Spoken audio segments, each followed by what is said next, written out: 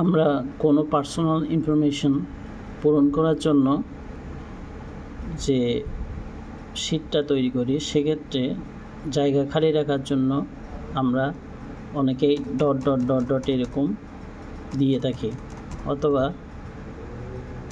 এরকমভাবে dot dot দিয়ে যায়, যেটা অনেকক্ষণ সময় লাগে এবং সঠিক প্যারাগ্রাফ বা সঠিক স্টাইলে হয় না, জায়গাটা নিচে হওয়ার কথা অনেক সময় উপরে হয়ে যায়। তো সেক্ষেত্রে শর্টকাটে কাজটা করার সিস্টেম হচ্ছে, প্রথমে পুরোটা সিলেক্ট করতে হবে। সিলেক্ট করে আমরা রাইট ক্লিক করে প্যারাগ্রাফও যেতে পারি, আবার এখানে প্যারাগ্রাফ সিলেক্ট করলেই এই টেবলটা আসবে।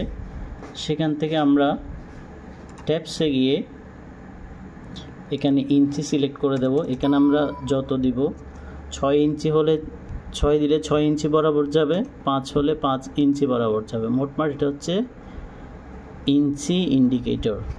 আর এখানে 5 দিলাম। এখান থেকে আমরা স্টাইল সিলেক্ট করে দিতে পারি। আমি এই স্টাইল সিলেক্ট করে দিলাম।